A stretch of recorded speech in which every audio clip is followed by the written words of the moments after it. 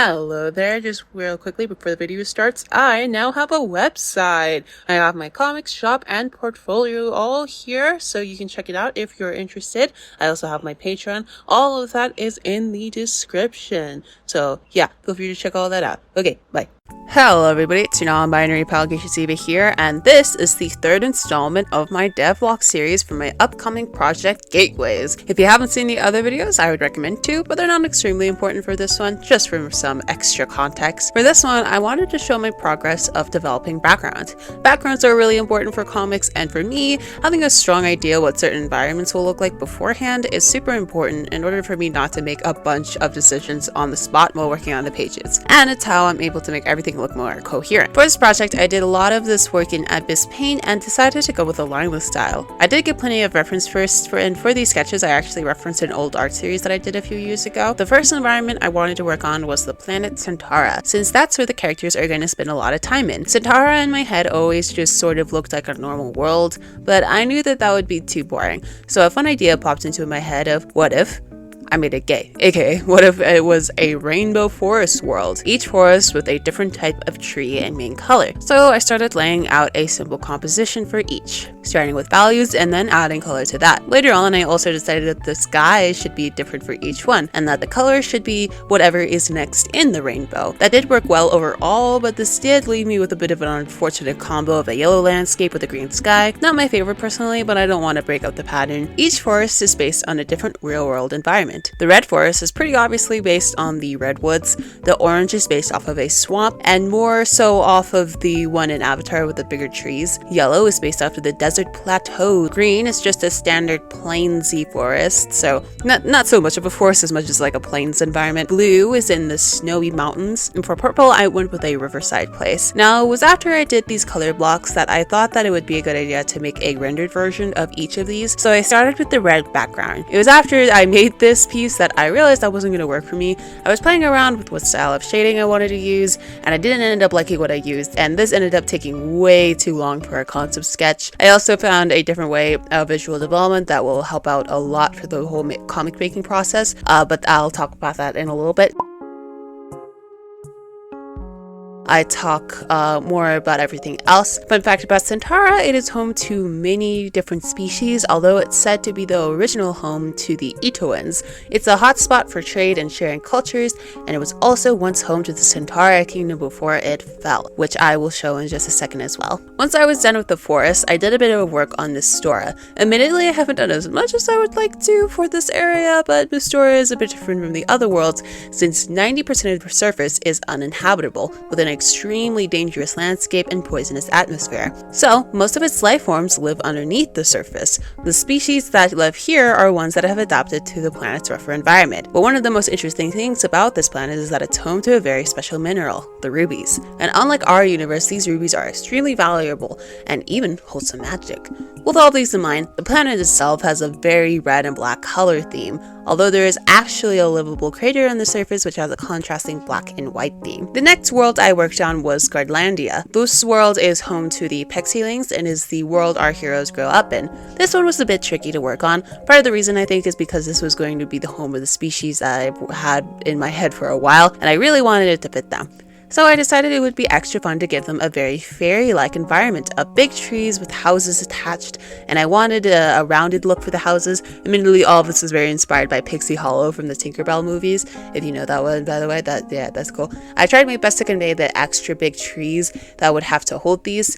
But yeah, I had always pictured the world with the standard green forest colors, but as I was laying down the colors, I wanted to play around with that a little bit more and decided to go with a warmer palette. I imagine other parts of the world to have different hues and tones, maybe not quite as rainbow as Mtoria of course, but I think this was a better choice for the backgrounds here. Now, these are all the three worlds we focus on in this first arc, but there are plenty more in the universe, and we'll see those in the next arcs. Now, like I said, I stuck with a very simple lineless style for each one, as sort of a color blocking way too, but I wasn't going to just stick with these for the final pages. I've been working on comics for a while at this point, and I gotta say, drawing each background panel hand by hand just was not gonna work for me. So I wanted to see if I could create some 3D models that I could screenshot and use for help. But I don't have The Sims, and Blender is a nightmare, so I went with the only other program I know how to use. Yeah, it's Minecraft. I'd actually mentioned that this was supposed to be a Minecraft story, so this was kind of symbolic in a way. Or that's what it would have been. I decided to start with Mtoria Kingdom, which I had already sketched out beforehand. This is what it looks like. This isn't my first time building this either. Way back in the day, I tried making it using a tutorial, and actually got pretty far, but I decided to freehand this one, and it was going pretty well. To speed things up, I even relearned the cheat to fill in a whole section. This ended up being a huge mistake. I got pretty far into the build, and went back to adjust some things, and this happened. I made a mistake in the code and it filled up an entire section of my build. You can probably guess that I was a bit devastated by this. I tried to just start over, but I was really discouraged, and it was at this point that I thought, did I really need these? I wanted these backgrounds to look good, yeah, but at the same time, I'm alright with backgrounds and perspective, and if I keep the shading style simple, it wouldn't be that hard, right? So I gave up on these, and will just be drawing the backgrounds for the castle. But for the rest of the backgrounds, I had a much better plan. I got this idea from a secret short comic project I work on, and that is to draw all the elements separately, export them as transparent PNGs, and copy and paste them into the panels. I did this for Gardlandia, and here's the footage for that.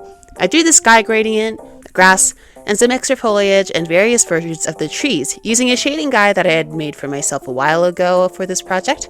I want the whole comic to have a painterly feel, so I stuck with using my sketching brush for line art, and used these cool inky brushes as well as my trusted chunky textured brush for the shading. I also finally made myself a leaf brush that I like, and used that here. I also decided to make a night version of everything, and the houses were fairly simple. I just had to make sure they were proportionally right, and yeah, I tried to shade them like they were made out of wood, and that was all. Is this cheating? Maybe. But I think it's good cheating. It's gonna save me a bit of time. One last thing I wanted to go over is the namesake of the series, the gateways. Yes, each gateways has its own design, and I wanted to go over these since they're also kind of important for the backgrounds as well. First, I made a sort of default gateways. It's got a very gold color and it's very round and stuff. Yeah, I like how this one looks. It's going to be like the base for all of these. The next one that I also worked on was the Centaura portal. This one was a bit more complex to work on because, well, I knew that I had the rainbow for its aesthetic in mind, but since each tree had a different look, I wasn't sure if I wanted to go with a very like tree-y look or just something like nature-y, but I ended up going with like this sort of like pastel rainbow vibe, and I even made a night version which has like a black and rainbow, which I think is always a really cool combo. The Mtoria gateway is a bit of like a mirror to the Centaura one, since story-wise that makes sense.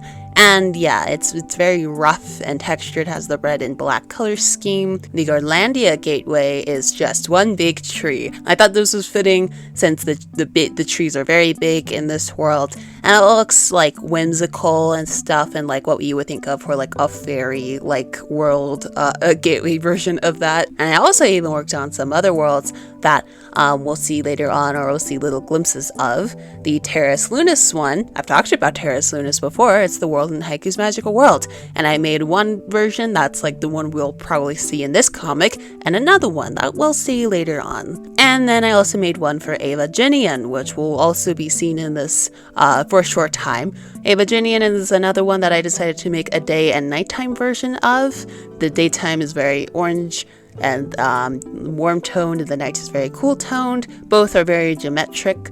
So yeah, these were really fun to work on pretty quick, but yeah, making them was cool, and I like the idea of each gateway reflecting the world itself, and even, you know, like it's shown here, changing depending on the time of. And that was everything. Thank you so much for watching. I know this one was a bit more, a little bit all over the place. That's kind of how the nature of this process of comic making goes for me, so yeah, that's the main reason why. But thank you so much for watching. If you want to read this series, you can follow me on my webtoon and tap this so you can be alerted when that happens. And I also have my website website up, and will be posting gateways on there when I can. And that is everything. I will see you all in the next episode of the Gateways devlog series, as well as my normal videos. Bye!